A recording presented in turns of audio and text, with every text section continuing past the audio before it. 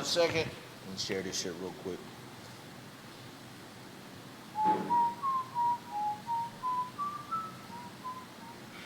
Where's our group at?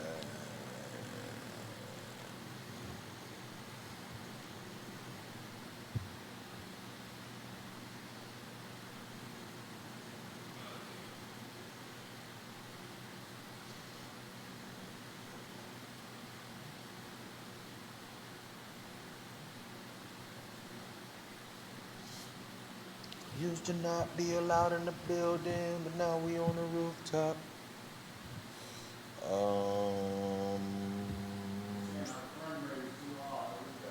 Frame rate is too high? On what? Talking about, let me see.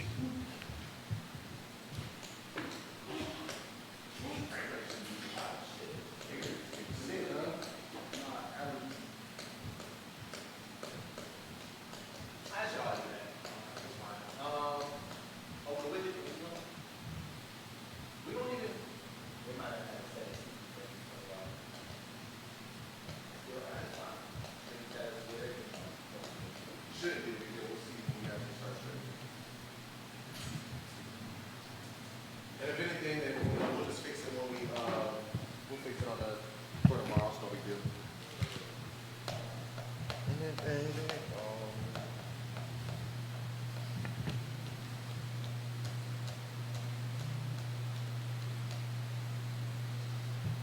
You already know the scriptures we starting off with, ain't you? You already know. Me? Yeah. And this is huh? 2.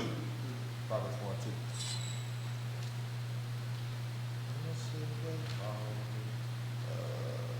Share this on my Instagram real quick. We good to go.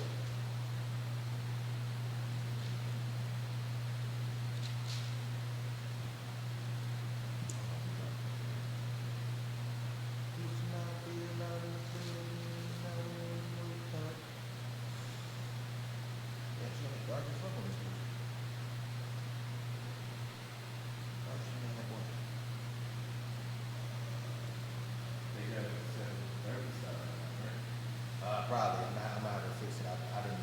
That was her first. That's a sister from Texas. She's not part of it. Yeah, she done locked in on all places. What happened? Done. We're good to go. That's how to tighten up.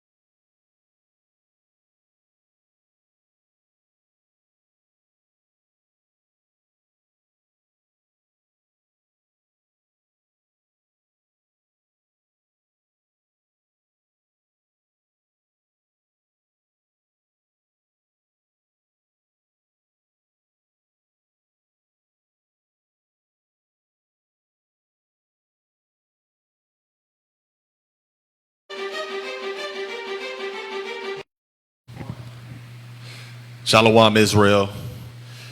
We was off last week. Well, at least for sound doctrine. But all praise to the Most High. We had an amazing time. Before we get into the class, brothers had an amazing time in Atlanta. We had a great time building with our brothers and sisters out there in Georgia, our True Nation branch out in Georgia.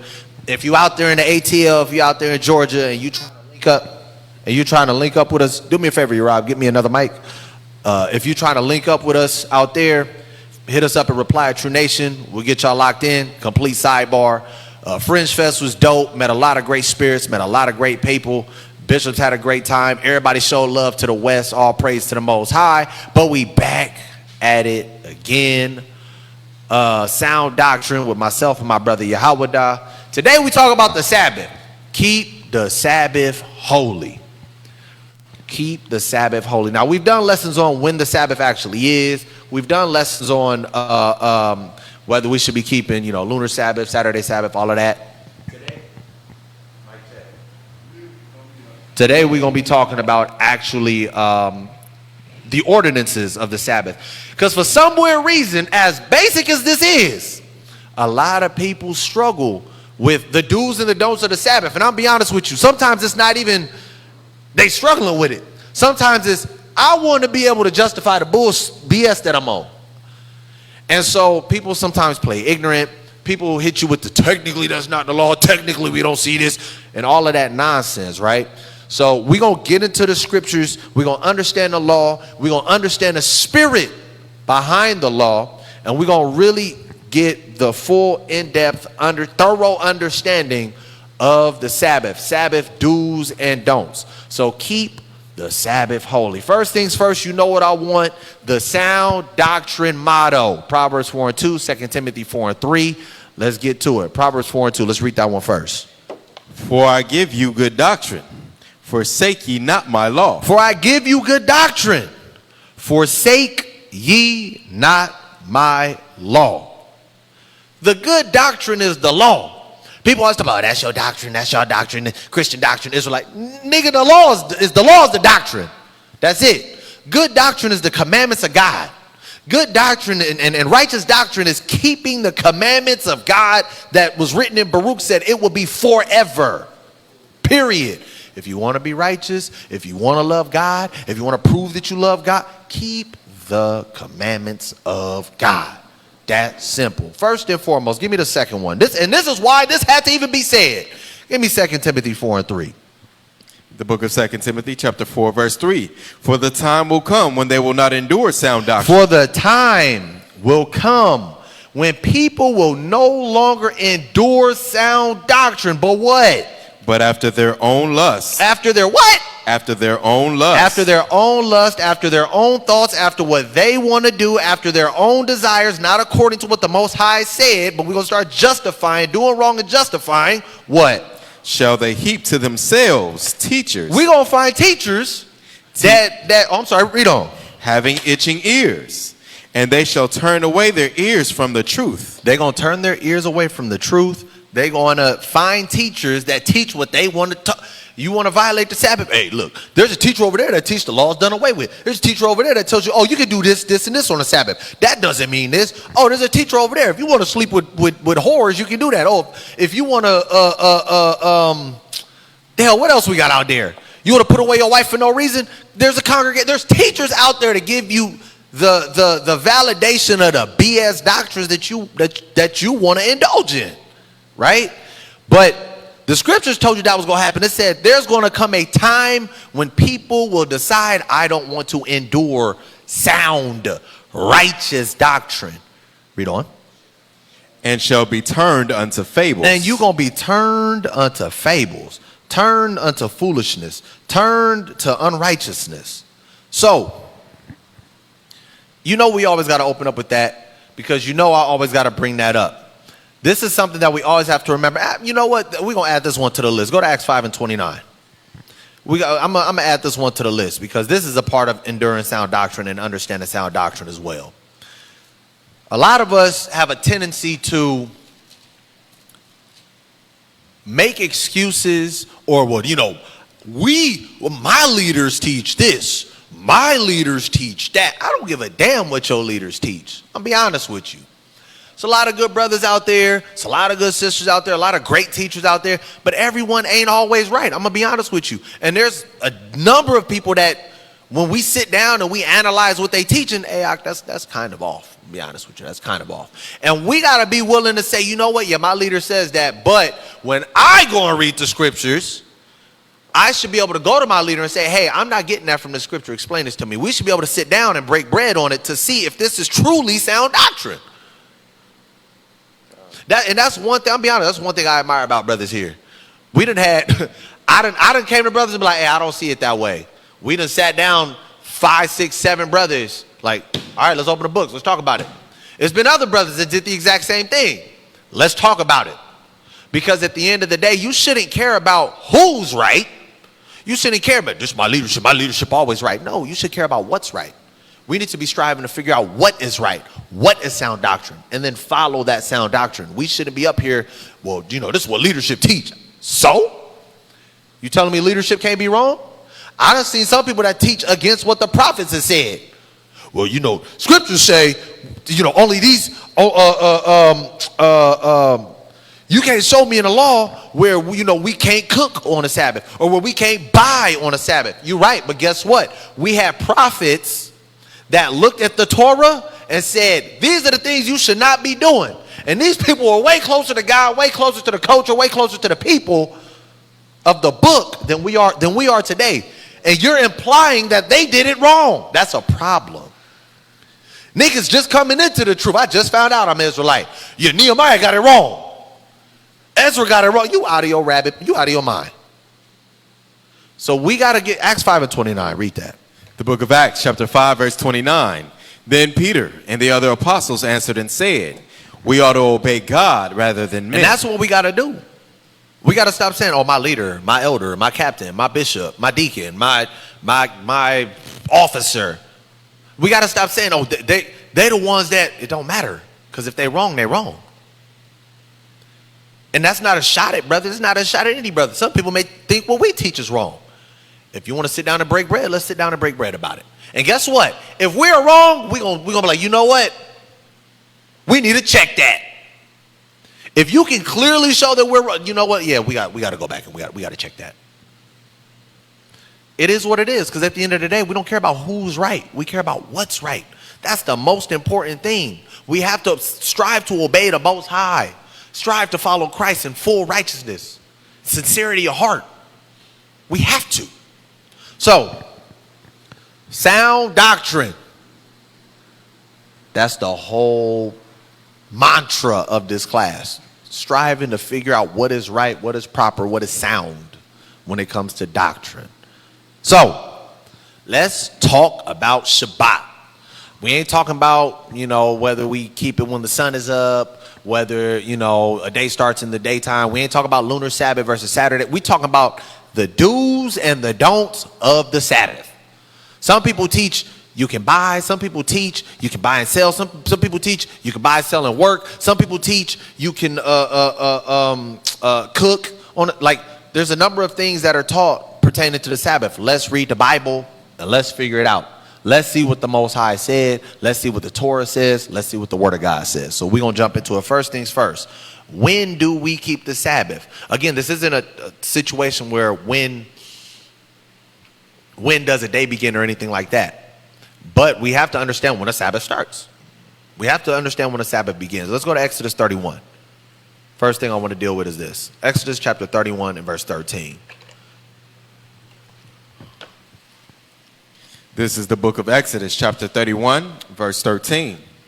Speak thou also unto the children of Israel, saying, verily my Sabbaths ye shall keep. So this is the Most High telling Moses to tell Israel, verily my Sabbaths ye shall keep. This ain't no suggestion.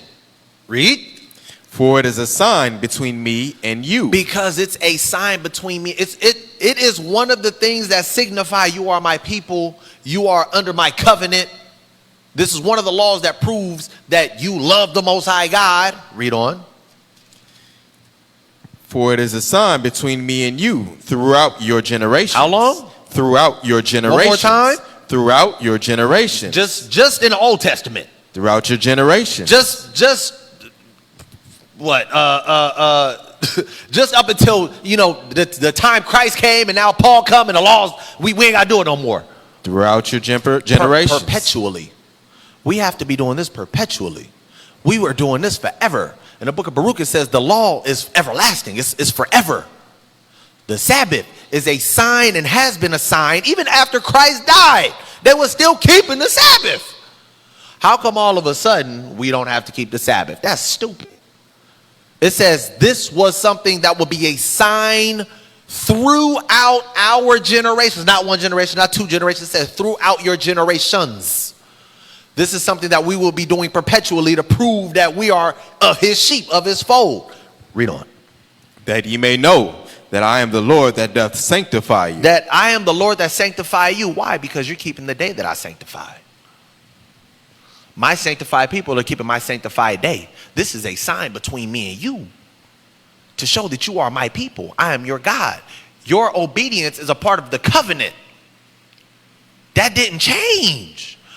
We still have to keep the Sabbath. I got to make sure that I put that out there first, because some people, you're under the new covenant. We ain't got to keep the law. Christ was the end of the law. Yada, yada, yada. We're going to do a whole lesson on that too. We're going to do a series on all of the precepts that people bring out saying the law is done away with, and we're going to bust all that, bust it up. That's what we're going to do. But we still got to keep the law. Brothers, I hope y'all taking notes. I know brothers that I said in my group, I sent it in the group text. Y'all better be taking notes. So, the Sabbath is perpetual throughout our generations. First and foremost. Let's go to Genesis chapter 2. Now let's get into it. Genesis chapter 2.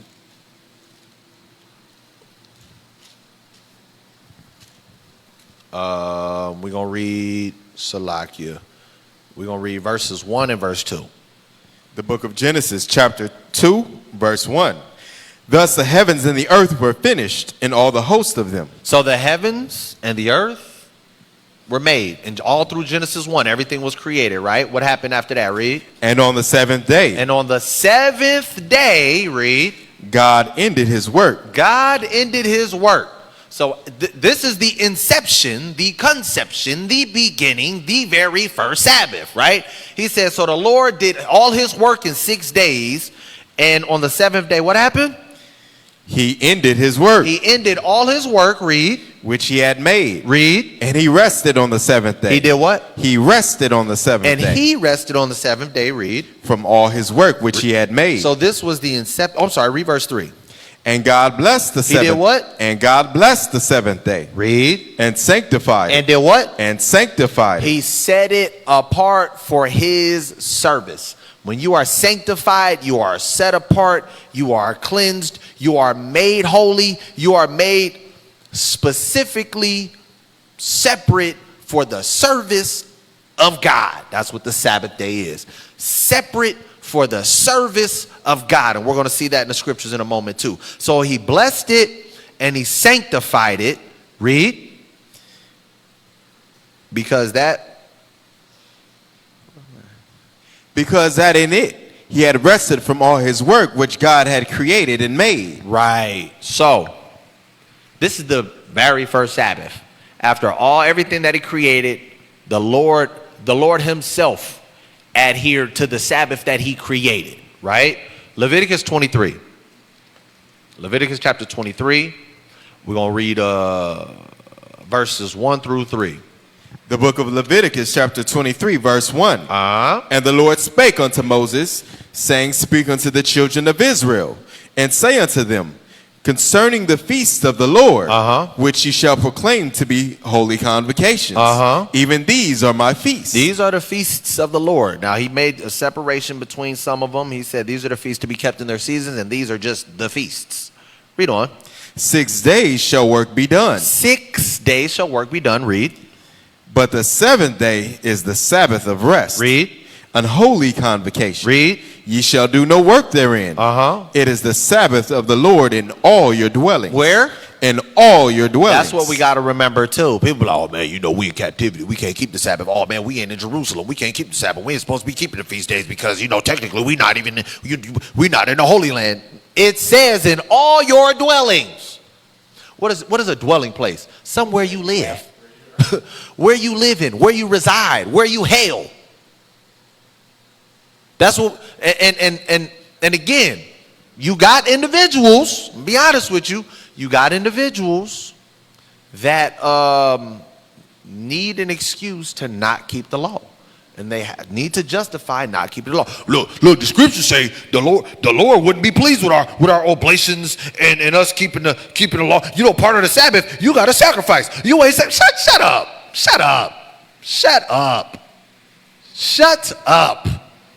Stop looking for reasons to not keep the Sabbath. Stop looking for reasons to break God's law. It's not that deep. Wherever you at, keep the Sabbath. Yeah, but you ain't giving sacrifices. Well, that's a whole nother conversation. Because that's where the Christians come in, not Israelites. Israelites don't do this. So-called Christians today do this because they don't want to keep the law. You got some Israelites that'll argue, but they won't argue from the perspective of sacrifice. They just say, we can't keep it because we're not in the land. BS, yes, you can. The scriptures tell you to do it.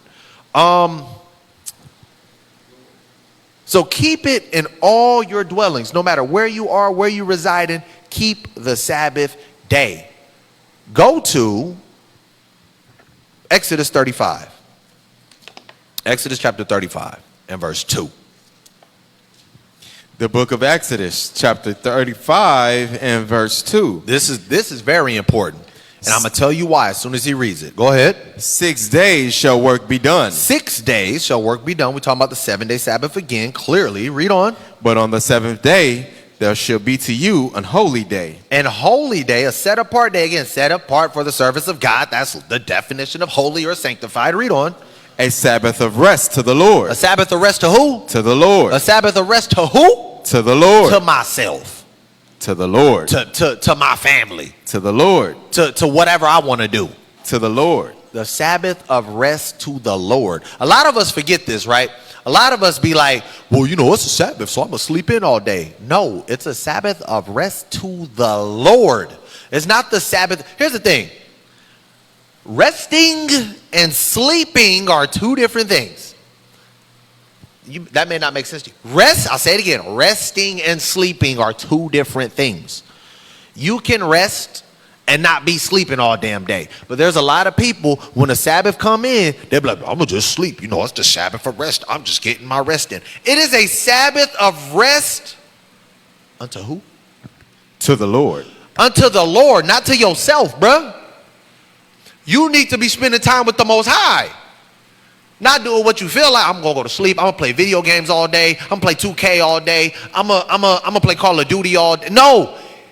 This is literally the day the Most High says, set aside some time for me, because 6 days you're going to be working. 6 days you're struggling. Hell, we in captivity right now. We know a lot of people doing 8, 10s, and 12 shifts. Brothers be tired and ready to go home and go to sleep. The Lord said, I gave you a day. Give me some time. But you want to sit up there and I'm going to play 2K today. This the only time I get to relax. Nigga, when you got off work yesterday, what'd you do? You went straight home and played the game. You get the Lord no time. Did you pray? Did you read? You went home and you played Madden. You went home and you played Call of Duty. You went home and you hopped on YouTube. You went home and you hopped on TikTok. You went home and you hopped on Facebook. You went home and you hopped on Clubhouse. And it wasn't like you was in any rooms where they was talking anything productive, bro. Like, the Lord said this day is a Sabbath of rest to me. Not to your own devices, not to what you feel like. It's a Sabbath of rest to me. To me. Not a Sabbath of sleep. And now here's the thing. That's not to say you got to sit there all day and just stare at the book. I'm not saying to do that. But you got to get the Lord some time on his day. On his day. He said, I literally set this day aside for you to give me some damn time. And you're going to spend the day just playing video games and doing other stuff and not get the Lord your time. That's asinine. That's crazy. That's a slap in the face to the Lord. You might as well go to work. You ain't keeping the Sabbath holy anyways. You're doing everything else. Hell, you done technically broke the Sabbath. But no, it says no manner of work. Yeah, but it also says it's a Sabbath unto the Lord. And you ain't giving the Most High no time. That says a lot, bro. It's a Sabbath of rest unto the Lord. And again, it's a Sabbath of rest, not a Sabbath of sleep. Do me a favor, go to Ecclesiasticus.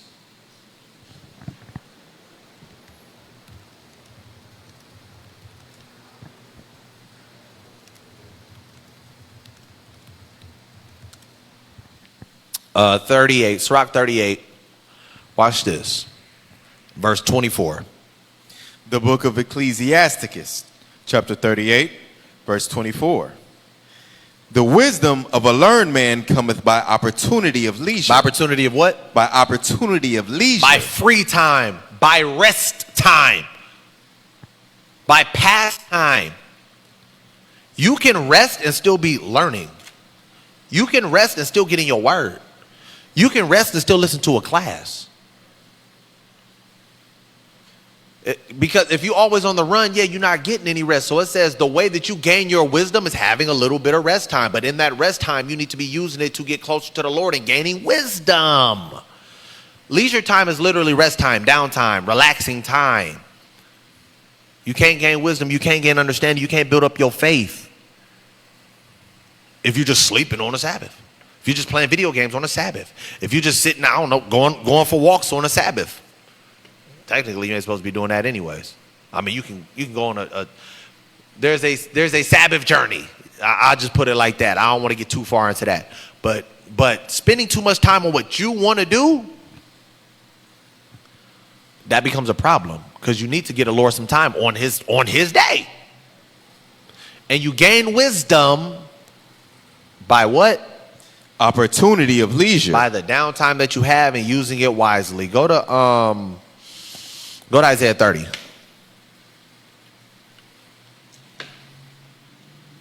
Isaiah 30 and 29. So again,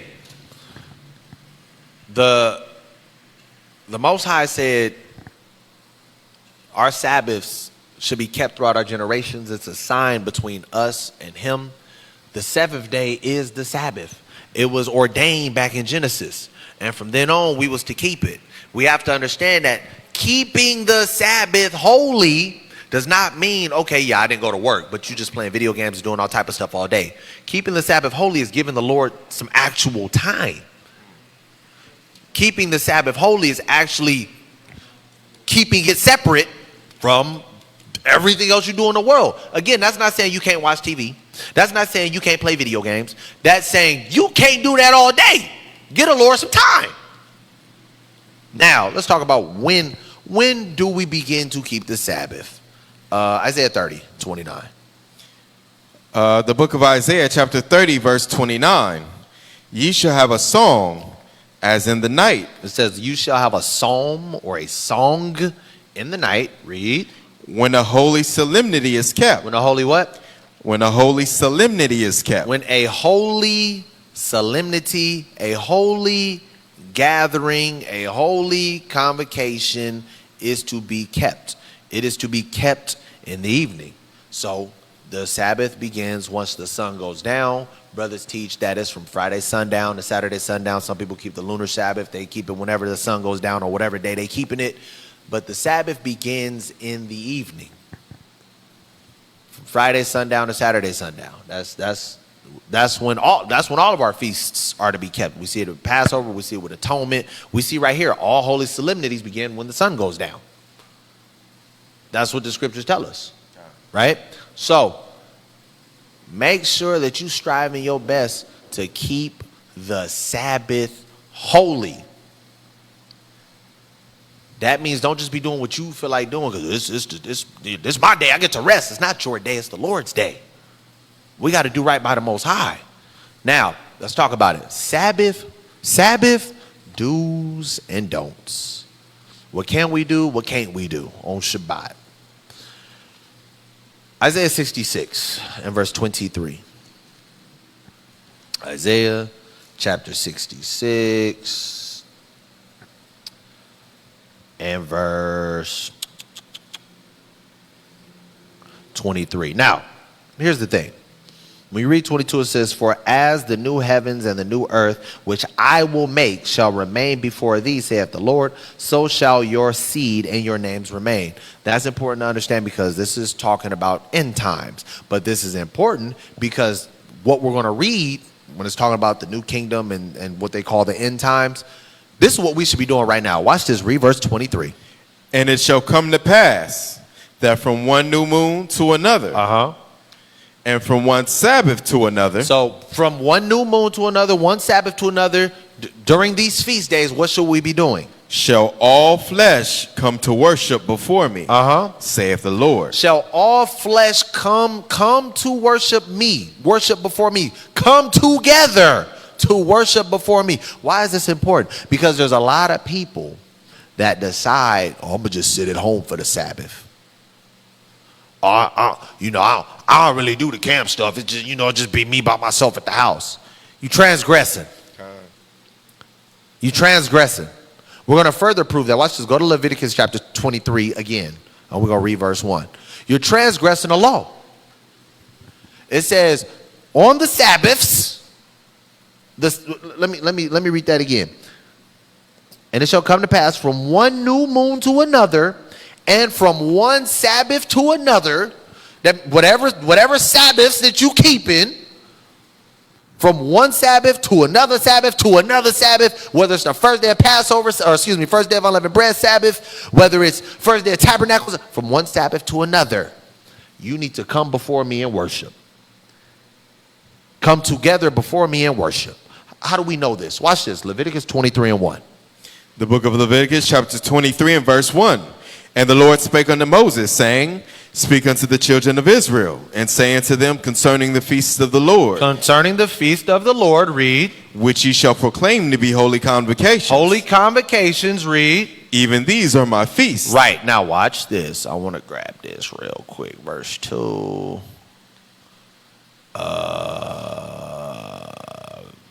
Feasts, proclaim, convocations. Convocations, H4744. Convocations, convoking, reading, calling together. Convocation, sacred assembling or reading. Watch this. Those are outlines of biblical usage. The actual definition. Here it is. Something called out. A public meeting, i.e. the act, the persons, or the place. Also a rehearsal, assembling, calling, convocation, or reading. Why is that important?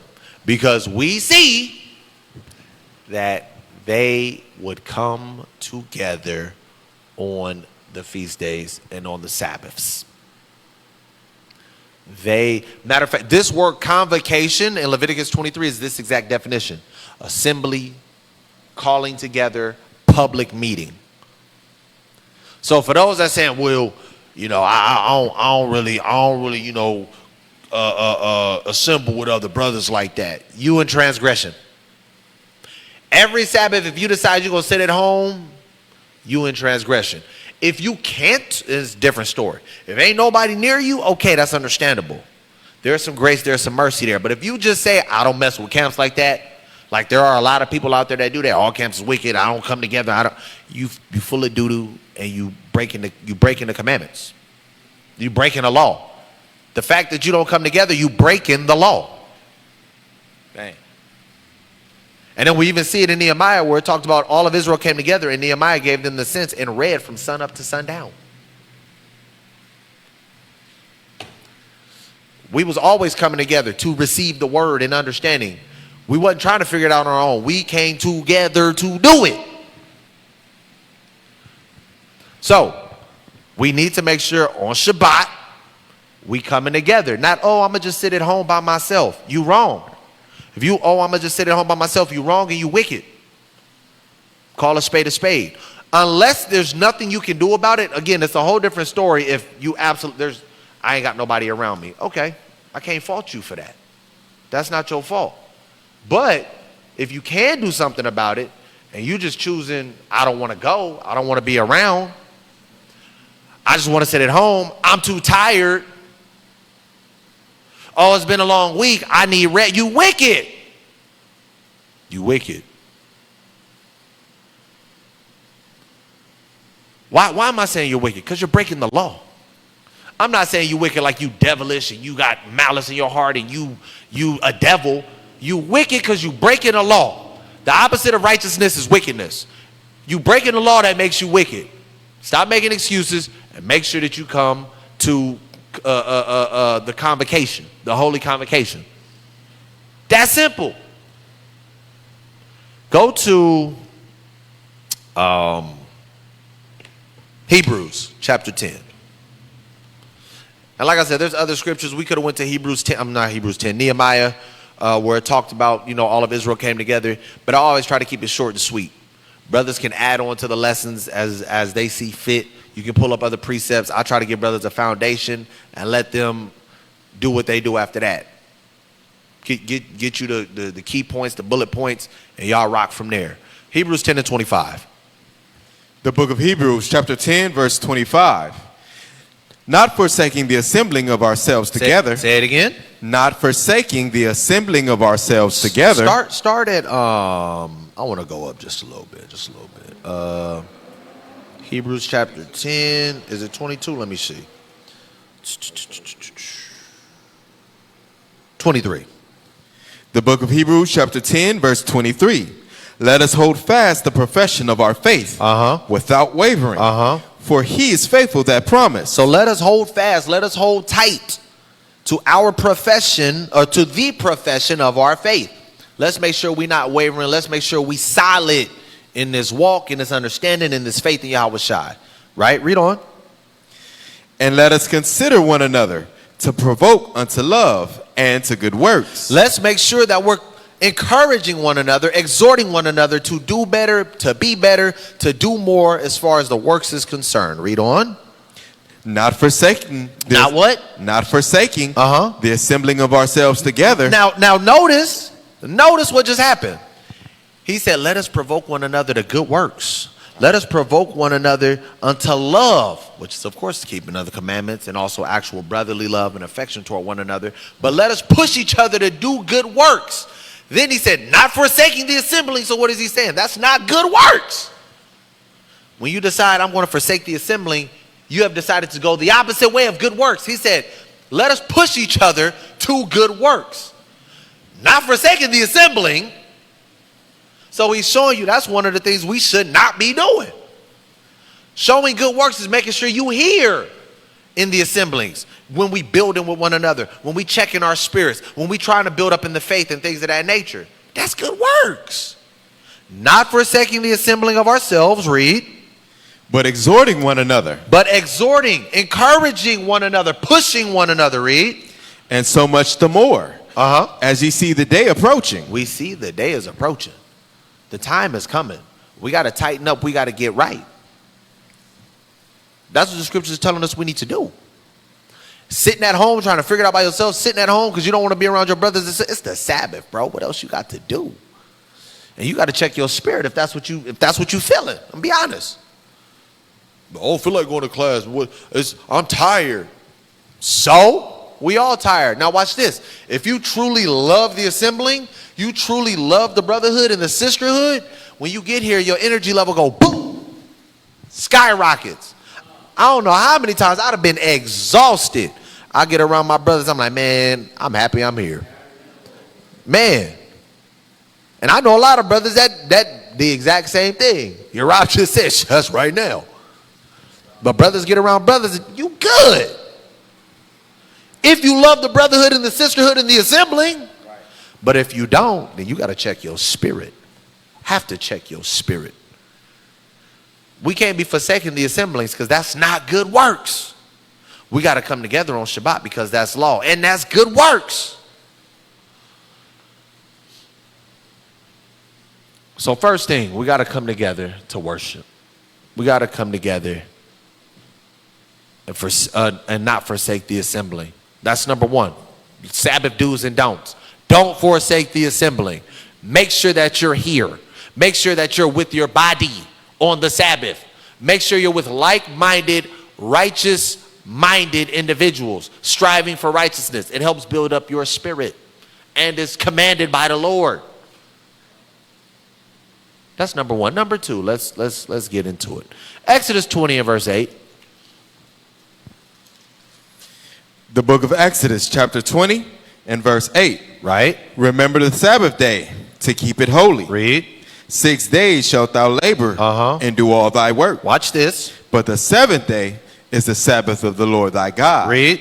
In it thou shalt not do any work. Shall not what? Thou shalt not do any work. No work. So what's the second thing? No working. No working, no buying, no selling, no commerce, none of that. No business on Shabbat. Read on. Thou, nor thy son, nor thy daughter, thy maidservant, nor thy maidservant, nor thy cattle, nor thy stranger that is within thy gates. Shut down your business, whatever it is. Now, why did I continue to read the rest? Some people be like, well, I don't work on the Sabbath, but, my business is still open on the Sabbath. There's other people that's working it. Wrong. The only exclusions to that is like a doctor, what's it called? Healthcare facilities. That's literally the only exception. Healthcare facilities. Because on the Sabbath, somebody gets shot. On the Sabbath, somebody could, a child, this could be their 8th day. They need to be circumcised. On the Sabbath, somebody can get into a car accident. On the Sabbath, something like that can happen. So yeah, you need somebody there. Or you need somebody that you can. On the Sabbath, somebody's appendix could bust. Somebody get appendicitis, or whatever the case is. So that's different. Outside of that, business is closed. You got a restaurant, closed. You got a hotel, closed. You got a coffee shop, closed. You got a gym, closed. It's closed. Oh, well, I'm not working. My servants, I got employed. Closed. Your employees, your servants can't work that. Closed. Now, watch this. Nowhere in the law can you read, it don't say I can't buy and sell on the Sabbath. If all the businesses are closed, where are you going to be buying and selling? You should not be buying or selling because that's commerce. That's business you're doing on the Sabbath. You can't do it. It's closed. It says laborious work. No, it don't. It says any matter of work on the Sabbath. Closed. You can't do work on Shabbat. You can't buy and sell on Shabbat. And anyone trying to loophole it, you wicked as hell. Shame on you. Go to Deuteronomy chapter 5. Watch this. The Sabbath is holy to the Lord. All of the secular things, all of the common things you do, you got 6 days to do it. Business shut down on the 7th day. That's it. That's all. It's closed. Thus saith the Lord. Go ahead. Salakia, 5 and 14. The book of Deuteronomy, chapter 5, verse 14. But the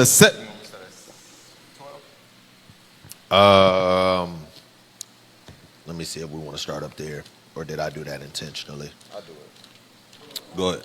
Go ahead. Read verse 12. The book of Deuteronomy, chapter 5, verse 12.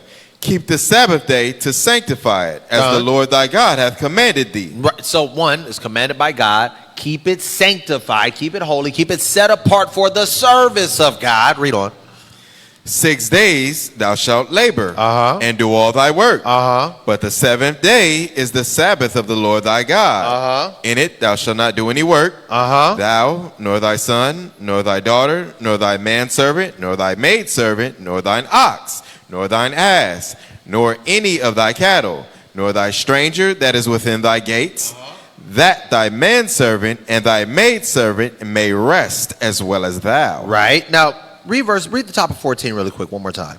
But the 7th day is the Sabbath of the Lord thy God. Read. In it thou shalt not do any work. Any work. Any work. No business on the Sabbath. There's people that teach, well, it's okay to buy on the Sabbath. Any work. We in captivity. Any work.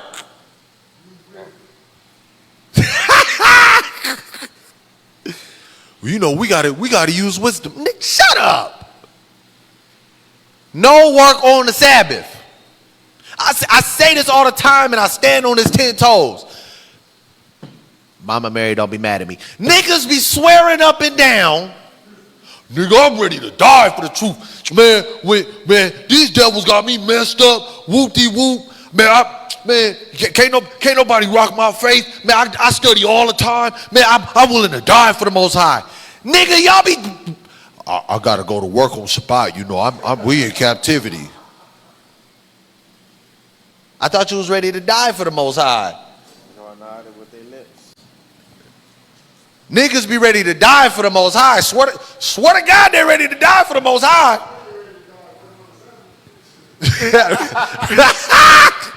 They ready to die, but not for the Most High. They ready to get put to death by the Most High because they breaking the Sabbath. They be swearing I'm willing to die for the Lord. Bro, you ain't even got the nuts to go to your employer and say, yo, I cannot work on this day. I cannot work on these days for my religious purposes. Oh man, you know we in captivity. Watch this. Watch this. You had brothers that was thrown in a lion's den. Well, you know, ain't that extreme. I ain't committing idolatry. Technically, you are. You put your job above God. You want to be technical? Well, man, you know we in captivity. My bills. Where's your faith? If you doing what you're supposed to do, and you striving for righteousness, you don't think the Most High gonna take care of you, bruh? And now here's the cold part, and I've seen this with my own eyes. Brothers, it ain't even a matter if they're gonna fire me if I don't go to work. Man, you know, if I don't go into work tomorrow, I don't get paid.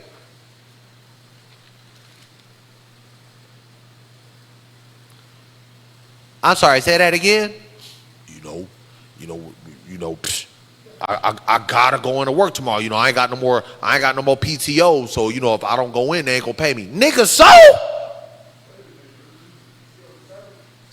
right. So what? This is what, man, listen. When I tell you, brothers be capping. I'm willing to die for the Most High. Bro, you scared to lose a day's worth of pay. They made me come in. They can't make you do nothing, bruh.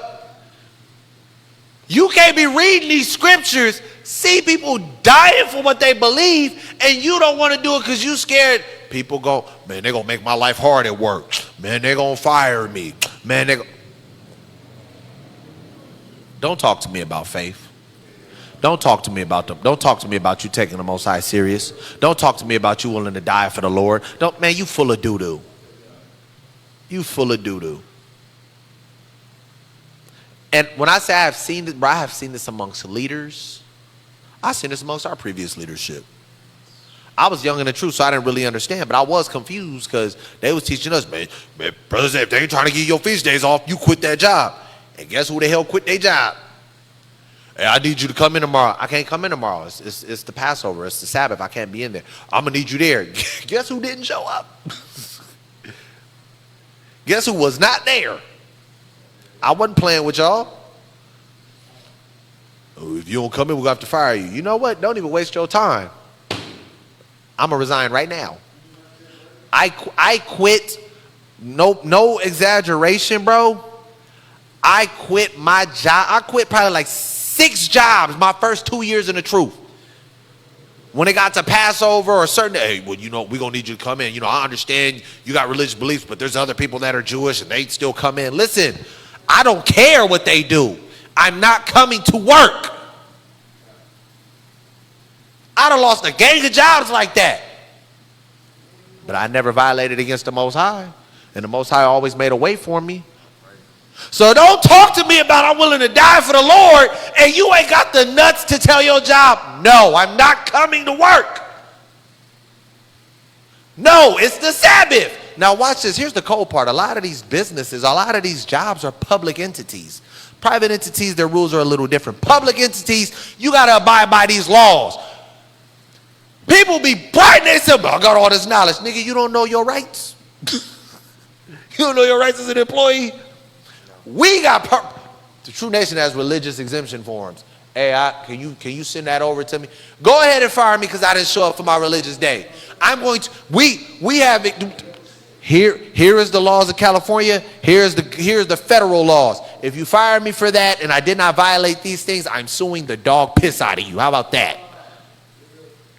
And when I'm at work, I'm gonna give you my all. I'm gonna give you my best, bro. But when it's time for me to not be there, I don't want to hear it. I'm not there. It's Shabbat. So no working on the Sabbath. Sabbath do's and don'ts. Do not work on the Sabbath. Do not buy on the Sabbath. You should not be going to the store on the Sabbath. There are some brothers out there, and I'm going to call it what it is. It is stupid. I'll say it again. It is stupid. You can buy on the Sabbath. My brother Bayan is in the chat right now on YouTube. Bayan's probably going to laugh at this because I think I heard it from him. Brother's teaching, you can buy on the Sabbath. You just can't buy in bulk. Who? How? Where do you get? How? I can buy, so watch this. I can go to Ralph's. I can go to Vons. I can kind of go to Walmart because some stuff at Walmart is bulk. I could go to Food for Less. I think I can go to Publix. If you're in the South, you can go to Publix. But you better not you better not go to Costco. That's the 11th commandment. Yep. Thou shalt not go to Costco on Shabbat. Thou shalt not go to Smart and Final on Shabbat. Thou shalt not go to Sam's Club on Shabbat. That's not in the Bible. It said don't do no bit. And this is what irks my soul about some Israelites. Most Israelites. I gotta keep it a bean. For those that I'm not talking about, don't take offense to it. Brothers that bust down Ezekiel, bust down Daniel, bust down Revelation, but don't understand the basics of the laws. What you mean? It's lawful to do good on the Sabbath. Nigga, going to buy something on the Sabbath is not doing good on the Sabbath. What are you talking about? I forgot to put gas in my car. It's lawful to do good on the Sabbath. No, you forgot. You're buying on the Sabbath. You can't show. No businesses should be open. The whole economy of the world should be shut down on that day. Them being there on that day is transgression. You going there to patronize is transgression because they should be closed. So you can't do business if you close. Come on, bruh. It's this. Come on, man. Come on, bruh. It's not rocket science. But people want to justify how and when they keeping the law. Man, if you want to, not eat on the Sabbath because you wasn't able to, that's what I'm going to do then. I'm be honest with y'all, and hopefully I don't get in trouble for this. A lot of you niggas need to fast anyway. You want to be honest, but that's on you if if I forgot something that's lawful to do good on Sabbath, I'm going to go get me some food because you telling me I got to starve. You want to be honest? A lot of y'all need to do 2 and 3 day fasts. A lot of y'all need to be on a juice cleanse. If all you got is water at home on the Sabbath, drink water. A lot of y'all just need a water fast anyway. You want me to be real? If we being honest, there's a lot of Israel that need that. Stop making excuses to transgress the law. Stop making excuses to transgress the Sabbath. That's wicked. What we just read, Deuteronomy? Go to Nehemiah chapter 13. Watch this.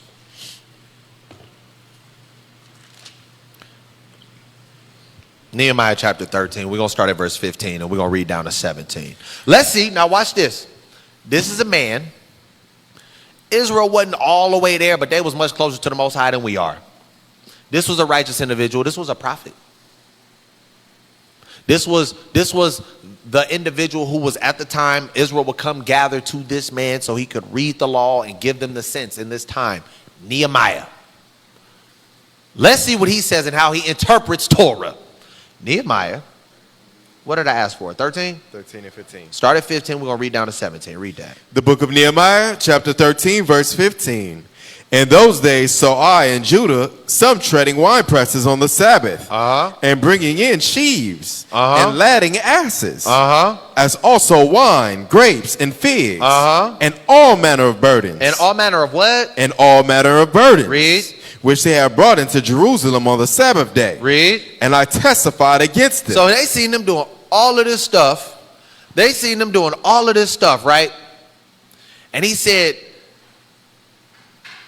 y'all violating the Sabbath. What is going on? Watch this, read on. And I testified against them in the day wherein they sold victuals. There dwelt a man of Tyre, also therein, which brought fish and all manner of ware. So this is somebody who's bringing in things to sell to Israel, read. And sold on the Sabbath unto the children of Judah. And did what? And sold unto the children of Judah. Sold.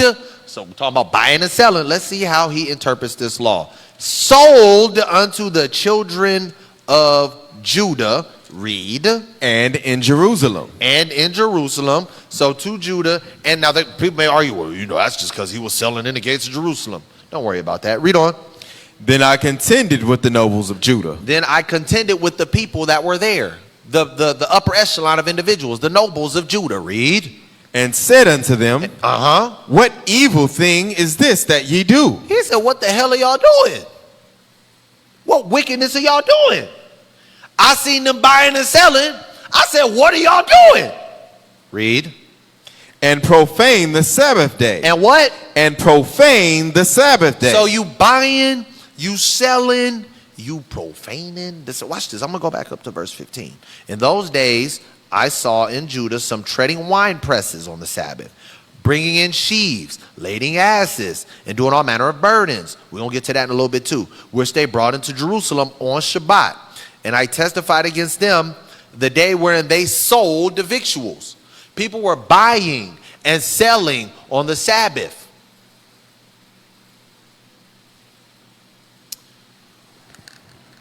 There's nowhere in the law where it says you can't buy and sell.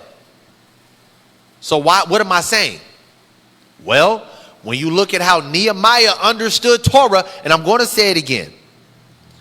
Nehemiah, Ezra, Isaiah, Daniel, Paul, Hamashiach, Yahushai, Hosea, all of these individuals were much closer to the Lord than we were. All of these individuals were much closer to the culture than we were. So if they're interpreting Torah a certain way, mind you, these got to be pretty righteous individuals. They got their own book in the Bible. They had to have had a pretty big impact in the role of Israel. If they say this is how we keep the law, who the hell are you who just came into the truth 10 years ago, who just came into the truth 5 years ago, who just came in the truth 20 years ago? Mind you, grew up in Babylon all your life, if not majority of your life, in a polluted land, in this polluted place, trying to still figure out your culture, but you understand this better than the ones that were there at that time? You crazy. You have lost your mind. Nehemiah understood this. You read Leviticus 23, you read Deuteronomy 5, you read Exodus 20. He understood this is no working, any kind of work. Also no buying, well, no selling, but it doesn't say no buying. Well, if somebody can't sell, I mean, it's kind of common sense.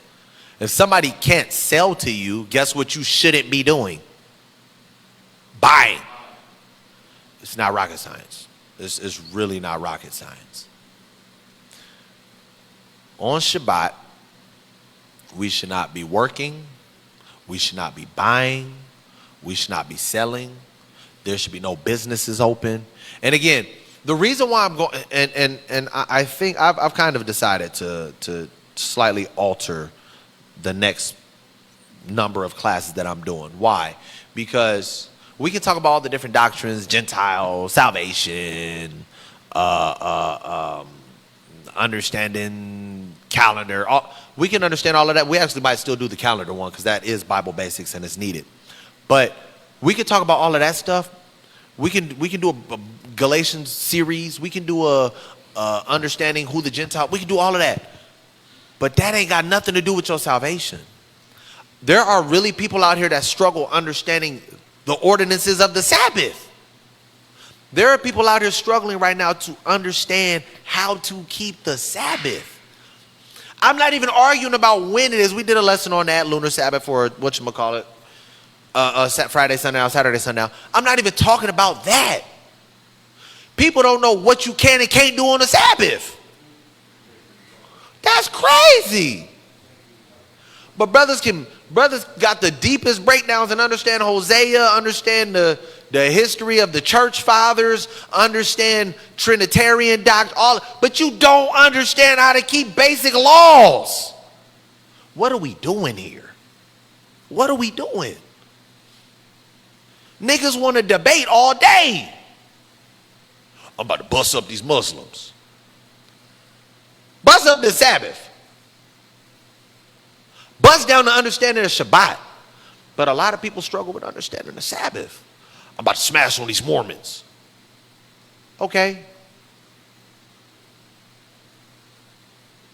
But what are the ordinances of the feast days? When is the feast day? Like stuff that matters for your soul get the least attention. Oh, I already know that. I sat down with some of my brothers. And this ain't to put my brothers on blast, but you know, I use me and what we do here sometimes as examples. Sat down with some brothers. Brothers got good understandings, good breakdowns, all of that. Show me in the Bible why we keep the new moon. Brothers had a hard time doing that. That's basic. Show me in the Bible the new moon's a Sabbath. Brothers had a hard time doing that. That's basic. Now, here's the thing. I've had conversations with other brothers outside the conversation. I'm sorry, outside the congregation. Same thing. Brothers had a hard time showing something that basic. People stray away from the stuff that we need. The stuff that really matters for your salvation. The law. I know I got to do this, but why? People are going to come to you and ask you why. You need to be able to explain it. You need to be able to understand it. You need to be able to break it down. Some people just be going with the flow. We can't do that. We got to understand the stuff that's pertinent to our salvation. No working, no buying, no selling on Shabbat. Let's move on. Exodus 16 and 23. This is another one. We're going to touch on all of it. We're going to get at this. We got, because you would think that some of this is like, oh, okay, it's common sense. It's not. And I don't think it's not common sense. I think people try to loophole it because they want to do certain things. Oh, well, my leadership teaches it this way. My congregation understands it that way. Exodus, what did I just ask you for? 16. We're going to read 23 first. Exodus 16 and verse 23. The book of Exodus, chapter 16, verse 23. And he said unto them, this is that which the Lord hath said. This is that which the Lord hath said or commanded or told Israel. Read. Tomorrow is the rest of the holy Sabbath. The seventh day. Read. Unto the Lord. Read. Bake that which ye will bake today. Right. And seethe that ye will seethe, and that which remaineth overlay up for you to keep until the morning. So, tomorrow's the Shabbat. This is what was going on in the wilderness. Some people argue, well, that was only in the wilderness. It don't say here that it changed. You don't, and if you can show me in the Bible where you found somebody cooking on the Sabbath, then we can talk. Again, I don't mind being wrong. I don't think I know close to everything in the Bible. So if you can show me then I take a step back. I'm like, you know what? We need to make an amendment to our understanding because we're wrong. But until then, this was in Torah. This was the law. And now people can't argue. You know, well, the Lord, like for example with the other nations, the Lord said only these specific 7 nations. Okay, the Lord said it right here, and he didn't specify that this was only in the wilderness. So if this is Torah, and Torah is forever, this is something we have to abide by forever. Exodus 16 and 23, it says, and he said unto them, tomorrow, Salakia, this is that which the Lord hath said, tomorrow is the rest. Tomorrow is the Sabbath of rest. Bake that which ye will bake today. Seethe that ye will seethe. And that which remaineth up, lay up for you to be kept till the morning. This is also known as the day of preparation. We see it in the New Testament as well. The day of preparation, that is the day before the Sabbath. Now, there is no cooking on the Sabbath. On the Sabbath. This is very important because people make the argument, well, I didn't cook it, I just stuck it in the microwave. I didn't cook it, I just used the hot water setting on my water dispenser. Read that again, please. Exodus 16, verse 23. And he said unto them, that is that which the Lord hath said. This is that which the Lord hath said. Tomorrow is the rest of the holy Sabbath. Tomorrow is the rest of the holy Sabbath. What are you supposed to do? Unto the Lord, bake that which you will bake today. Whatever you're going to bake, you're going to stick in the oven, you're going to put on the stove. Whatever you're cooking, do it tonight or today before Shabbat comes in. Read on, watch this. And seethe. Do what? And seethe. One more. And seethe. Boil. Read. That you will seethe. Read. And that which remaineth overlay up for you to keep until the morning. If you got a thermos or something else to keep the water warm, then that's fine. If you got a thermos or something that keeps your food, that's fine. But to make boiled water in that moment, to turn your water on the hot setting, to stick it in the microwave, because here's the thing people don't understand about the microwave. The way that the microwave works is it literally heats up the water molecules in the food. That's what makes it hot. So you're boiling essentially the water molecules. You're still seething. You're still boiling. So making the excuse of, well, it's just a microwave. I'm just warming it up. Nigga, you're boiling the water molecules. You're boiling. Bake what you need to bake before the Sabbath comes in. Boil what you need to boil before the Sabbath comes in. And lay it up until the next day. Once you're done cooking or whatever the case is, okay, lay it up. Now here's the crazy part. People have argued this. Man, if you want to eat cold food on the Sabbath, that's on you. But you can't judge me on that because it's lawful to do good on the Sabbath. How is that doing good on the Sabbath, bro? I don't know. I don't know. What are you talking about? What are you talking about, bruh? It's lawful to do good on. No, it's not. What are you talking about? You just want to justify breaking the Sabbath. That's all that it is. You want to justify doing wrong. You don't read in the Bible. Show me in the Bible where this law has switched up. Show me in the Bible where we're not doing this no more. We don't see that. The scriptures say you don't cook on the Sabbath. Again, if you've already boiled the water and you set it aside or whatever, okay, that's fine. Whatever. It says lay it up until the next day. But you just now turning on your hot setting or you sticking it in a microwave or you're reheating it, you're breaking Shabbat. You're breaking the Sabbath. Scriptures are it's clear. It's not that deep. It's clear. Stop making excuses because you want to break the Sabbath. Stop making excuses because you want to do wrong. So there's no, now watch this. Go to, stay in Exodus 16. Let's start at verse 8. Let's jump up to verse 8. The book of Exodus, chapter 16 and verse 8. To show you something. And Moses said, this shall be When the Lord shall give you in the evening flesh to eat, and in the morning bread to the full. For the Lord that heareth your murmurings which ye murmur against him. So he said, the Most High said, I'm going to give you flesh to eat, which is the quail, and I'm going to give you bread in the morning. In the evening, you'll get flesh. In the morning, you'll get bread. That was our cycle now at this point. We're going to get quail, and then we're going to get bread. Manna in the morning, quail in the evening. Read on. And what are we? Your murmurings are not against us, but against the Lord. And Moses spake unto Aaron, say unto all the congregation of the children of Israel, come near before the Lord, for he hath heard your murmurings. And it came to pass, as Aaron spake on the whole congregation of the children of Israel, that they looked toward the wilderness. Drop down to verse 12. I have heard the murmurings of the children of Israel. Speak unto them, saying, at even ye shall eat flesh, and in the morning ye shall be filled with bread, and ye shall know that I am the Lord your God. Read. And it came to pass that at the even the quails came up and covered the camp, and in the morning the dew lay round about the host. And when the dew that lay was gone up, behold, upon the face of the wilderness there lay a small round thing, as small as the hoarfrost on the ground.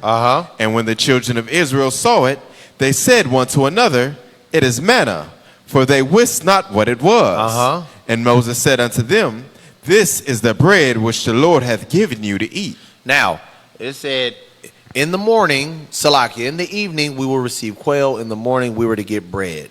Drop down to verse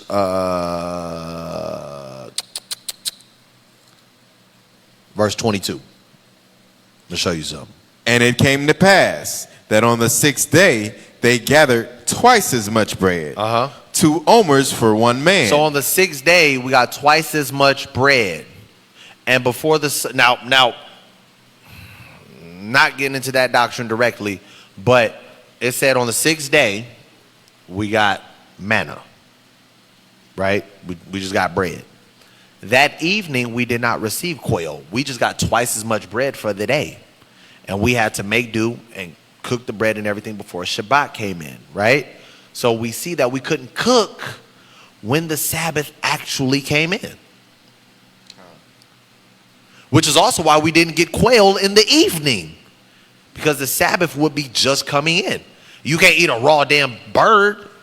You'd have to pluck it. You'd have to prep it. You'd have to cook it. You can't cook on the Sabbath. So we got twice as much manna so we can do whatever we needed to do before that sunset, so that now we can keep the Sabbath and we'll lay it up. You can't cook on Shabbat. You can't boil on Shabbat. You can't bake on Shabbat. You can't do that. There is no cooking on the Sabbath. There is no buying on the Sabbath. We should be coming together on the Sabbath. Watch this. Now this is one people have also questioned or had questions about. Go to Jeremiah 17 and 21. Jeremiah chapter 17 and verse 21. Understanding the do's and don'ts of the Sabbath. Here's another don't on Shabbat. The book of Jeremiah, chapter 17 and verse 21.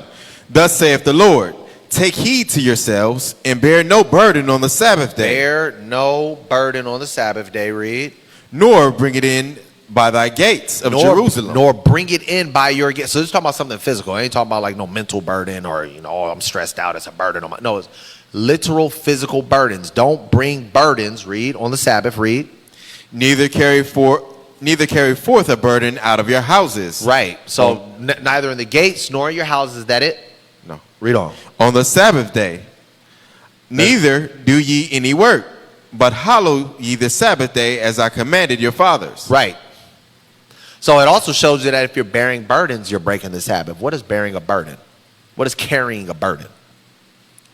If I decide I'm going to move my refrigerator today, no, you can't do that. I'm about to move my couch. No, you can't do that. You can. The Sabbath of rest unto the Lord. There is a certain amount of energy you should not be exerting because now you're not resting. Why am I bringing this up? Some people think it's okay to go to the gym and work out and exercise on the Sabbath. Some people argue, well, there's no matter of working out. I'm not using that argument, to be honest. Because I can argue, I mean, it says no manner of work. Well, I don't count that as work. So now what? But when it says don't bear any burdens, and when we look at your ox and your ass shall do no manner of work, they don't get paid for what they do. But what they do is bear burdens. What they do is haul things, hoe the fields or mow the fields. Like they have to actually do physical labor. There's no labor on the Sabbath. You can't be going to the gym on the Sabbath. I'm about to get the gains. Not on Shabbat. No, you not. I'm going on. No, you not. You should not be exerting you should not be exerting too much energy on Shabbat. That's what it means by bearing a burden. I'm going to help my friend move. No, you're not. Ooh, I'm not getting paid for it. You're bearing a burden. You're exerting too much energy. So no, you can't go to the gym and hit the weights on the Sabbath. You can't go to the gym and hit the Stairmaster, run on the treadmill. Can't do that on the Sabbath. And here's the crazy part. To try and justify that is crazy. Well, the scripture, and here's the other side of it. People don't realize this either. You're patronizing a business that is supposed to be closed. This ain't even talking about, oh, I worked out in the backyard. People going to the gym on the Sabbath. My membership comes out on every third. That wasn't on Shabbat. I ain't paying for it. We just read in Nehemiah, bro. We just read in Nehemiah. You shouldn't be buying and selling. There should be no business on the Sabbath. That business should be closed on the Sabbath. You should not be in the gym on the Sabbath. And even if you do got weights in your backyard, not on the Sabbath. You shouldn't be bearing it. Because here's the thing. The whole purpose of weightlifting is to get stronger. How do you get stronger? Packing on the weights. Overloading your muscles so you can have micro tears. So that way they can heal after you eat right. In order for that to happen, you got to be overloading your muscles. That is bearing a burden. I'm going to simplify it for you. You are bearing a burden. The scriptures are so simple, but we make it so difficult because we want to loophole and do things that are adverse to the scriptures. You can't keep the Sabbath holy if you're working out on the Sabbath. You cannot you can't exercise on the Sabbath. You can't do it. You can't. Doing too much cleaning on the Sabbath is exerting too much energy. You can't do it. Your kid made a mess on the floor, cool, sweep it up. You got like 2 or 3 dishes in the sink, okay, clean them up real quick. You got to take out the trash real quick, cool. We saw that the priests had to make sure that they kept the temple clean. You want roaches and rats and bugs in your house? Whatever, leave it dirty. But if you want to make sure, your stuff is together, quick maintenance, and you done, that's fine. But you can't be, I got a sink full of dishes. You better wait till that whatchamacallit, that sun go down. You got toys and all type of stuff all over the floor and dirt and food. You got to do a full detail of your house. That's first of all, your house shouldn't be that dirty. You should be ashamed of yourself if you let it get that dirty. I got kids. Your kids should know how to clean up after themselves. If they can't, shame on you. But you can't, if you doing all of that, okay, you exerting too much energy. You cleaning out your fridge, why you doing that on the Sabbath? You exerting way too much energy. Wait till the sun go down and Shabbat is over, handle your business. You can do that. Exerting too much energy is a violation of the Sabbath. Going to the gym, working out, helping your friends move, full detail and cleaning up the house, all of that, that's you violating the Sabbath. You violating the Sabbath. Go to watch this. Go to John chapter 5. We'll read 9 and 10. John chapter 5, verse 9 and verse 10.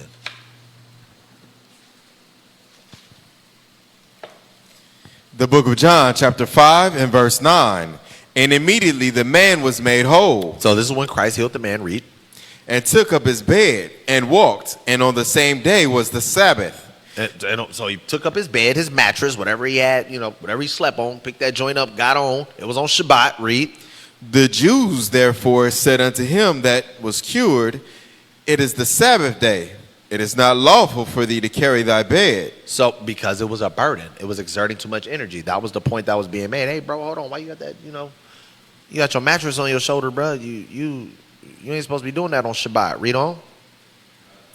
He answered them, He made me whole. The same said unto me, Take up thy bed and walk. Right. So Yahweh Shai healed the man. He said, take your stuff and get on, right? They were like, wait a minute, you can't be carrying your bed on Shabbat. Here's the thing. You know what a burden, like for example, a burden to my wife is probably carrying my son in his car seat. That's not a burden to me because it's not heavy. Some people will go the extra mile and say, I'm not going to do anything that even may be considered a burden. That's fine, right? So this individual, he was like, I was healed. I was made whole. I just threw this up on my shoulder. I got on. The man that healed me, he said I was good to do this. This may not have even been a burden to him. I don't know what kind of mattress he had. Shit, he might have just had what's that joint called? You have the mattress and then you have like a memory foam that's usually at the top. That joint don't weigh nothing. You roll that joint up, throw it on your shoulder. Not saying they had memory foam back then, but it may not have even been a burden to him. Because remember when they was plucking ears of corn on Shabbat, they were like, oh, you violating the Sabbath. That's not work. That's not a burden. But the Jews at the time used to be on some extra out stuff. But for an individual, for example, right now, you got a twin size or a full size bed. You say, hey, I'm about to throw this on my shoulder and move it to the other room, or I'm about to move it across. That's a burden, bro. Unless you throwing up, you curling up 225 in your sleep. Like, if you like stupid huff strong, that probably ain't a burden. But to the average person, that is a burden. You know what a burden is. You know what's a burden to you. We can't be trying to loophole in and be like, well, because a lot of times Israel like to do that. We can't do that. But this is an example of what they would see as a burden. Like, bro, you can't just be picking up your bed and taking off like that. He's like, man, wasn't that big of a deal. Dude that healed me, he said I was good to go. I can do it. This ain't nothing. It may not have been a burden to him. Plucking ears of corn was not that's not a burden. It don't take a lot of work and energy to pop some corn off a ear of corn off of out of the field and eat it. There's nothing wrong with that. These are things that we have to understand. Watch this. But I'm going to give you another example. Go to 1 Maccabees chapter 2. And then I'm going to give you an example when a burden is okay. 1 Maccabees chapter 2. Start at verse 32. We're going to read down to 38. The book of 1 Maccabees chapter 2. God. In verse 32. They pursued after them a great number. And having overtaken them, they camped against them. So this is when Israel had began to revolt against Antiochus, and we were being Hellenized and all of that. Some of Israel, we ran off. They said we're gonna go find them, we're gonna go after them, we're gonna war with them. Right? Read on. And made war against them on the Sabbath day. And made war with them when? On the Sabbath day. We also read this information. I did a lesson on the lunar Sabbath versus the Friday sundown and Saturday sundown. One of the points that was brought out was a grandson of Simon. The Jews at that time, the Romans made war with them. So this is the Greeks. The Romans made war with Israel at a particular time as well. Read on. And they said unto them, let that which ye have done hitherto suffice. Come forth and do according to the commandment of the king, and ye shall live. So they came and said, hey, y'all done been running amok. Y'all done made y'all point, but all right, cool. Now, y'all need to come obey, this one world order we got going on, bruh. Stop playing. Y'all making it too difficult. Read on. But they said, we will not come forth. He said, we're not doing that. Read. Neither will we do the king's commandment to profane the Sabbath day.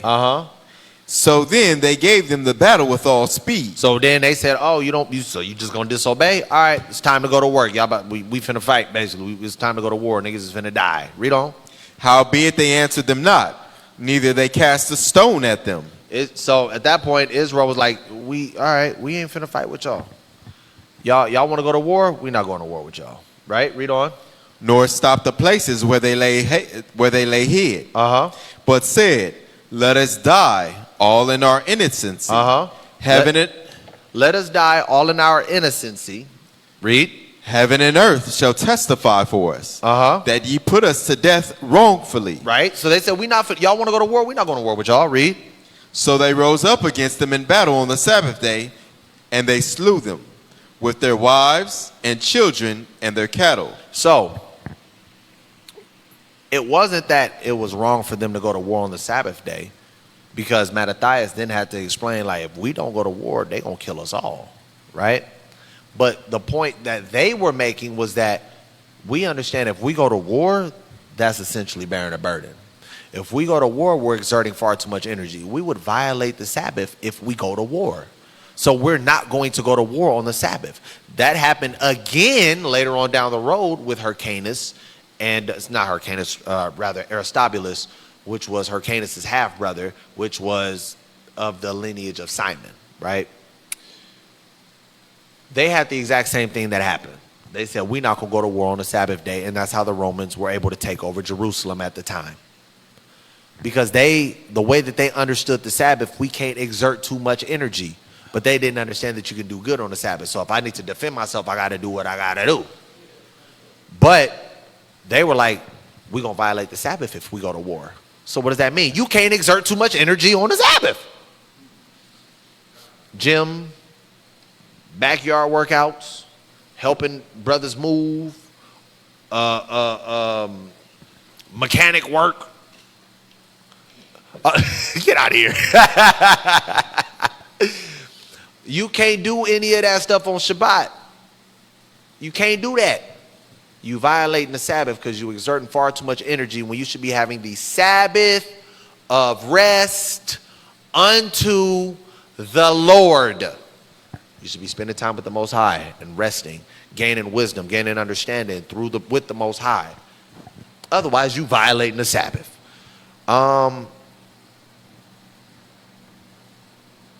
Now watch this. Go to Matthew chapter 12. Matthew chapter 12. We'll read 10 through 12. The book of Matthew, chapter 20 and verse 10. Matthew 12 and 10. Matthew chapter 12 and verse 10. And we almost done. We got like 2 or 3 more precepts and we're done. The book of Matthew, chapter 12 and verse 10. And behold, there was a man which had his hand withered. And they asked him, saying, is it lawful to heal on the Sabbath days? And they that might accuse him. So they asking him a question because they trying to get him caught up. Oh, look, yo, this is supposed to be y'all Savior. He breaking the Sabbath. Read on. And he said unto them, what man shall there be among you that shall have one sheep, and if it fall into a pit on the Sabbath day, will ye not hold on it and lift it out? So he said, we know sheep is our property. Some of y'all got sheep. Some of y'all may not have sheep. He said, but which one of y'all, if y'all was going out for a walk with y'all sheep or whatever the case is, or your sheep was just out in the field grazing and there was a hole or a ditch and that sheep fell in there and couldn't get out, you just going to leave them in there because it's the Sabbath day? You going to let them sit up there upside down? Probably die in that hole because it's the Sabbath day? Read on. How much then is a man better than a sheep? Wherefore it is lawful to do well on Sabbath days. So, go ahead. Is that no? That's fine. Then he ends up healing them. He said, therefore, it's lawful to do good on the Sabbath. It's lawful to do well on the Sabbath days. He said, if you would get your sheep out of the ditch on the Sabbath, why would I not be able to heal a man on the Sabbath? It doesn't make sense. If I have the ability to help this man, why would I not help him on the Sabbath day? This man's life is worth more than the sheep that you will pull out of a ditch. Come on, bro. So that's where we get into people understanding the letter of the law versus the spirit of the law. That's what doing well on the Sabbath looks like. Not, man, I'm hungry, so I'm going to cook some food because it's lawful to do good on the Sabbath. I be wanting to say some things, man. I can do it on Clubhouse, but I can't do it on YouTube because Mama Mary gonna get on me. Shut up, bro. Y'all say some, it be some foolish stuff, bro. And this is stuff that I've heard individuals say. It's lawful to do good on this. First of all, how is that good? Because you can't eat a sandwich. You can't eat, some of y'all need a salad. You can't eat a salad on the Sabbath, bro. You can't just eat some fruit. Some of y'all just need some fruit. Y'all need to go on a fruit fast. You feel me? But you got to cook on the Sabbath because it's lawful to do good. You forgot to put gas in your car. It's lawful to do good. You were negligent. That was your fault. You were foolish and negligent. You didn't prep on the day of preparation for the Sabbath. That is a you problem. You can't violate the Sabbath and use this line. It's lawful to do well. Doing well is helping someone, helping to heal someone. A baby got, this is 8th day, he got to have his circumcision. Someone is sick. They need to go to the hospital. A doctor needs to be on call. Someone's going into labor. You got to hold your legs closed till the sun goes down. No, it's lawful to do good on the Sabbath. If I got to deliver a baby on the Sabbath, I got to do that. If I got to do my doula services, midwifery services on the Sabbath, I got to do that. If I got to do doctor or nursing services on the Sabbath, I got to do that. That's what doing good on the Sabbath looks like. It's not that deep. It's not rocket science. Go to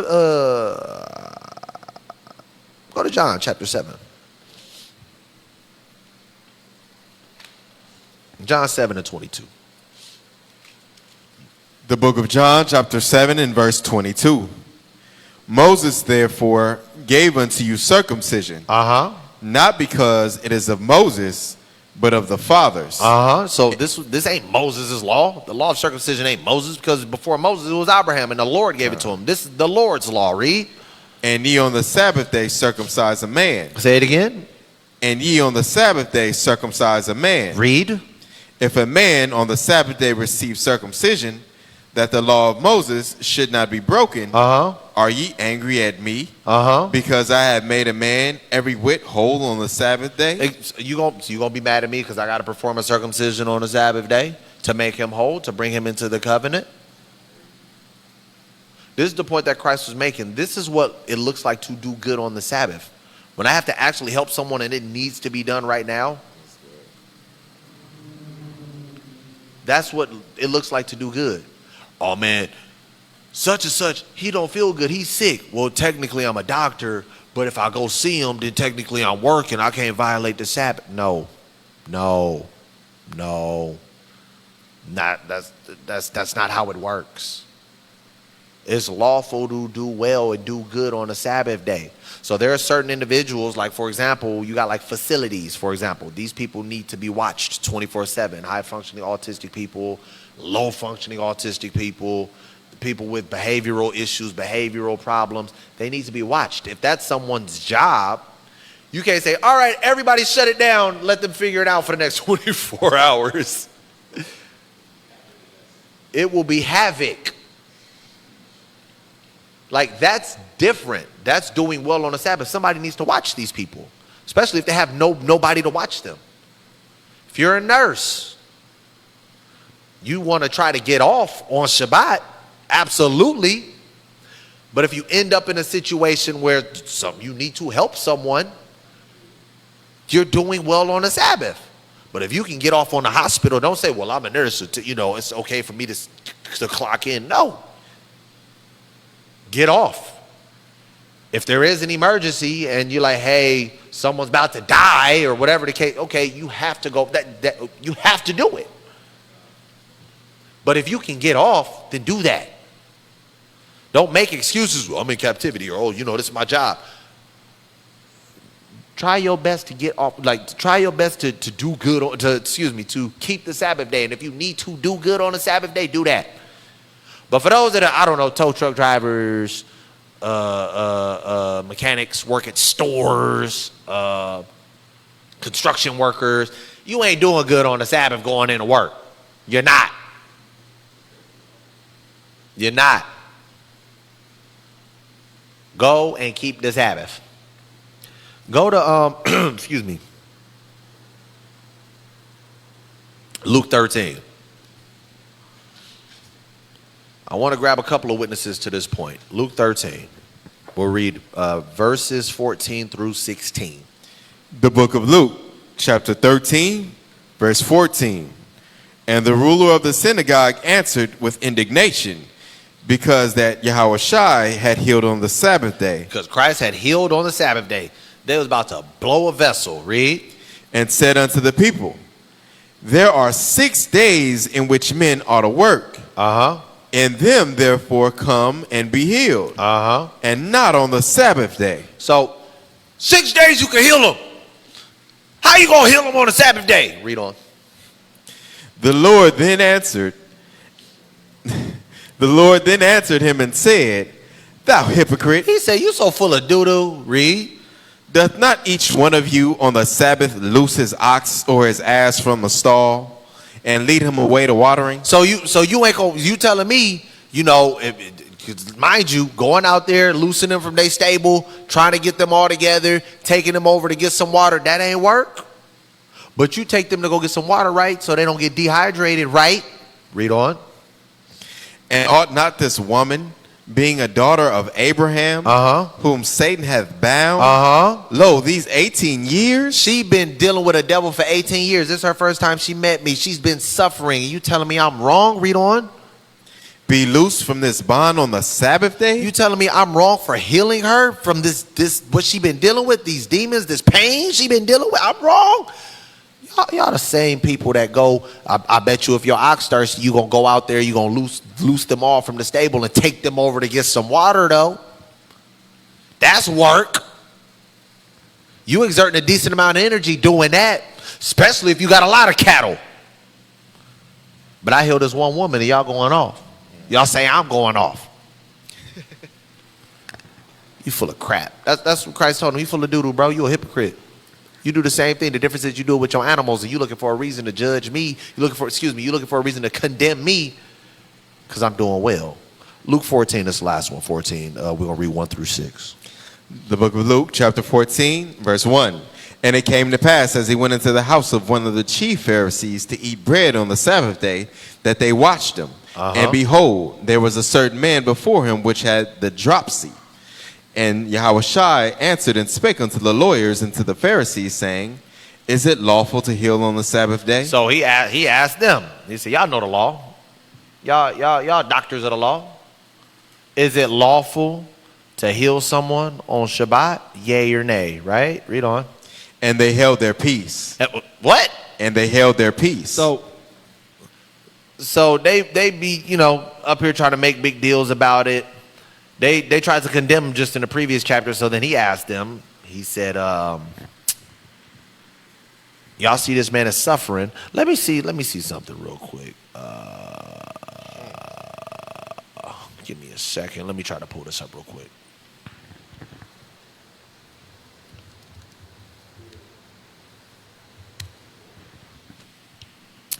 Let's see. According to the gospel on the Sabbath, Yahushua went to eat at the house of one of the Pharisees.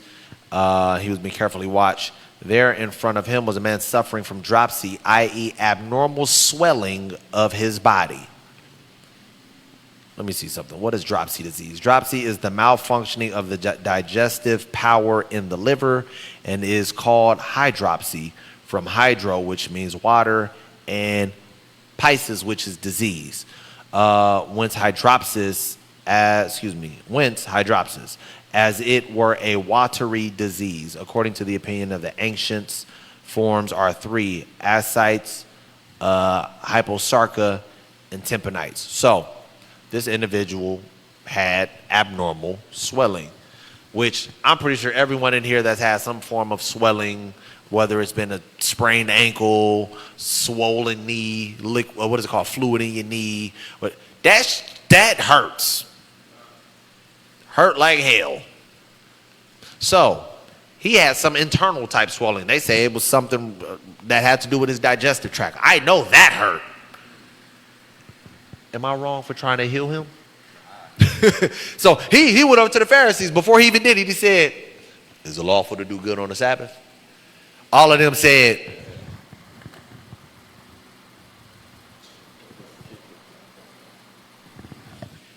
Yahweh Shai was like, that's what I thought. That's what I thought. Y'all made a big deal just earlier. That's what I thought. Because I shut y'all up last time and showed that y'all full of doo-doo. Read on. What Verse 5. Verse 4. Verse 4. Well, read verse 3 again. In verse 3, and Yahushua answering spake unto the lawyers and the Pharisees, saying, is it lawful to heal on the Sabbath day? Mm-hmm. And they held their peace. Mm-hmm. And he took them and healed them and let them go. Mm-hmm.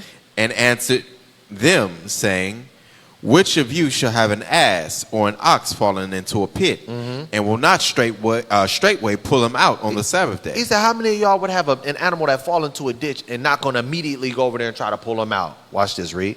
And they could not answer him again to these things. Right, because he put them in check. You got some nerve to say that I'm breaking the Sabbath because I'm trying to heal this man and do good and make him whole, make her whole, fix her, fix him. So that's what it looks like to do good on the Sabbath. I forgot to put gas in my car. You're not doing good because you're going to go get gas. You better ask for a ride. I forgot to go buy food on it. That's a you problem, bruh. You were negligent. You can't go to the store now and violate the Sabbath. You can't do that. Well, I'm a cook because no, you can't. No, you can't. You violate. That's not doing good on the Sabbath. You violating. Now, I forgot to mention this. There is one time, and it ain't even every year, one time that you may cook on the Sabbath. On Friday sundown to Saturday sundown. When is that day? For the Passover. Exactly. Because if Passover starts Friday sundown, we still got to make that lamb at sundown. That is the ordinance. That is it. Otherwise, we violate the Passover, which is also a huge violation. That is the only time when we have to sacrifice the holy lamb. The only green light you have to cook on the Sabbath. Outside of that, you can't cook on the Sabbath. So, Sabbath do's and don'ts. We must come together and worship. We must come together and worship. Ain't no sitting at home. Ain't no I'm tired. Ain't no I don't feel like being around the body. You must come together and worship on the Sabbath. No working, no buying, no selling, no commerce, no business on the Sabbath. No cooking on the Sabbath. No exercise, no bearing burdens on the Sabbath. Side note, you can read in the book of Acts where we see a lot of the Israelites were coming together in the synagogues on the Sabbath. They knew to do that as well. So I'm putting that out there so people understand. People were still keeping the Sabbath after Christ died. Nothing ever changed. They had churches and synagogues set up in other areas like in Corinth, like in Ephesus. So when people say, you can't keep the Sabbath, you can't keep the feast outside of Jerusalem, they was doing it in the New Testament, bruh. You had synagogues and churches set up just for that. I think in Acts 17 it talks about that. In Ephesus or in Athens, they had a synagogue for the Jews. We was keeping the Sabbath and the laws and the feast days outside of Jerusalem. So, let's stop making excuses. Let's start striving for righteousness. Let's start keeping these laws. Again, I think I want to start doing more so the basics of things that we like, the important things that's pertinent to salvation. Today was the Sabbath. There's been so much confusion on do's and don'ts of the Sabbaths, and it don't make no sense. It don't make no sense. You got prominent leaders out there teaching you can cook on the Sabbath. Technically, you know, when it says kindling a fire, it's not talking about literally kindling a fire. It's talking about this. No, it's not, bro. You got brothers that got all these beautiful breakdowns on the dark sayings and the prophecies and all of that, but don't understand the basics of the law. Basics of the law of adultery, the basics of the law of divorce, basics of the law of idolatry, judgment. People struggling with stuff like that, that is a problem, bro. That's an issue. That means people are not sincerely trying to follow the Lord and do righteousness. They focus on sounding like the best and most intelligent person to bring people toward them. I was just having this conversation the other day. You can know all of the breakdowns. You can know all of the history. You can understand all the dark sayings and the prophecies. And you can still be in a lake of fire. The most important thing is understanding the laws and keeping them properly, and the faith in Christ. The two most important things: the fruits of the Spirit, understanding the walks, understanding how to follow the footsteps of Christ, and keeping Torah, keeping the law righteously, not making excuses and trying to loophole the law. We got to tighten up. We got to tighten up. All praise to the Most High. I pray that this was edifying. I pray that brothers and sisters got something out of it. I pray that this cleared up some things. If there's some questions, hit us up at reply@truenation.org. We actually have Q&A this upcoming Monday. Whatever questions you got, doctrinal, prophecies, law, history, whatever questions you got, hit the line, hit the link. And whatever questions you got that you may be scared to put in the chat, send it to reply@truenation.org. Make sure y'all tune in to Feed the Sheep tomorrow. Bishop Tzayawan always bringing some heat. Tomorrow's gonna be a real good lesson. Tomorrow, Bishop Tzayawan is gonna be going in on lukewarm. Now, here's the thing: there's a lot of Israelites that are lukewarm that don't know that they're lukewarm. Bishop Tzayawan gonna show y'all. Bishop Tzayawan gonna show y'all. Some of y'all are actually lukewarm. Brothers that think they're doing the works and doing a lot of other stuff. Y'all gonna see. Y'all gonna need to step it up. Brothers might be a little more lukewarm than they know. So make sure y'all tune in. Make sure y'all like, subscribe, share the classes. We do this for y'all. Make sure y'all come in to get y'all daily bread as well. Because again, we do this for y'all. Tap into the classes every first Monday. This upcoming Monday, Bible Q&A. Make sure y'all tap in. Hell, get your pastors to hop on and tap in if he got questions. Like we like to say on Clubhouse, ask Israelites the hard questions. That's what we want y'all to do. Ask us the hard questions. For those of y'all that are just coming into the faith and need some understanding, ask us the easy questions. Whatever. Ask us the basics too. We're here to answer all of your questions. Every first Monday, Bible Q&A. Every second and fourth Monday, we have Los Discípulos de las Palabras, which is our Spanish ministry. Every other, and I think it starts next week, every other Monday we have Realize with our brother Kama out in Oregon. This is a radio show. Tap into that. Every single Tuesday, Bible Basics. Every Wednesday, World History According to the Bible. All of the fundamental things that you need to know to help strengthen your faith. Tap into those classes. Every second and fourth Thursday, we got Stick to the Script. Every Friday, we got Room 144 and my class, Sound Doctrine. Every Saturday, we got Feed the Sheep. We got classes for y'all just about every single day, maybe with the exception of Sunday. Come get this daily bread. Come feed your soul. Y'all need to learn. I said this before, and I mean this. Niggas be knowing these worldly songs better than they know the Bible. Y'all focus on the wrong verses. We got to get it together. Learn these verses. Learn your history. Learn the law. Learn what's going to save your soul. Tap in and get this daily bread. Make sure y'all share. Make sure y'all like, subscribe, and all of that other good stuff. Again, pray to the Most High. Was edifying. We give all praise, honor, and glory to Yahweh B'Shem HaMashiach Yahweh Shai, Brother Yahweh, myself, Brother Darash. Another segment of Sound Doctrine. We'll see y'all next week. We signing out. Shalom, Israel.